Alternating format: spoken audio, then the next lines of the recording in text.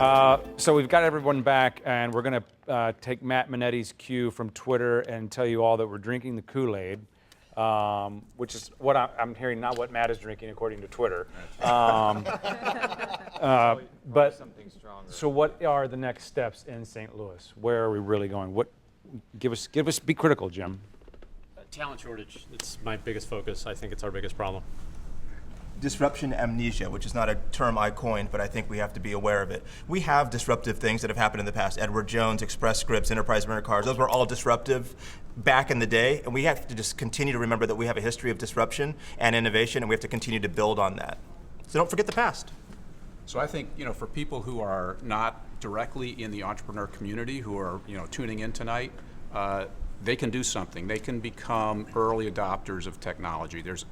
I-10's working with 250 tech startups. There's all kinds of technology being created in St. Louis. People can find out about this and see if there's something that they can bring into their own lives. So that's one thing. The other is, we're all carrying around these devices, these smartphones, incredible processing power. We're all users of technology. It doesn't take much to start to become creators of technology. The tool is in our hand, and that goes across the board, minority communities, main communities, suburbs, city, whatever. So it's all in our hands here, and we can do it if we embrace it and embrace the change that's coming. Mm-hmm. Critical crystal balls? I think it's getting more people involved. There are things in place to do it. Jobs are out there. If you have the skills to do it, you're going to get a job. You're going to get a good job. You're going to get a paying job. I think creating opportunities for everybody. I mean, there's a lot of people who don't have an iPhone, and they're not going to have an iPhone anytime soon. The majority of the world economy lives on, $2 a day. So we have to create solutions for everybody, not just the premium opportunities for a select few. So that's right. There's a lot of inlets for people to get involved, whether themselves as entrepreneurs or work in these companies, or to invest in these companies, or to mentor these companies. Just because you haven't heard of a way to get involved, you just got to look a little bit, scratch a little bit deeper, because there's plenty of ways to find a way you can help. What about, I just want to ask, regional leadership of some kind? Is that important? I don't want to, is that, yeah. And you were about to say something. I don't want to put you on the spot if you had another I'm not sure about regional leadership. I'll throw one thing in. I think from my generation, it's a perception problem, and it's just about the fact that people don't think St. Louis is cool, and it's that simple. And as soon as we're able to embrace that, and even if it doesn't get grounded in anything at first, it just has to be a community effort that we all believe that St. Louis is great, and tell everybody else that that's the case, and then it will follow that. Regional leaders, I will leave to someone else. So drink more Kool-Aid, I think is what you're saying. I think that's what I'm saying, yeah.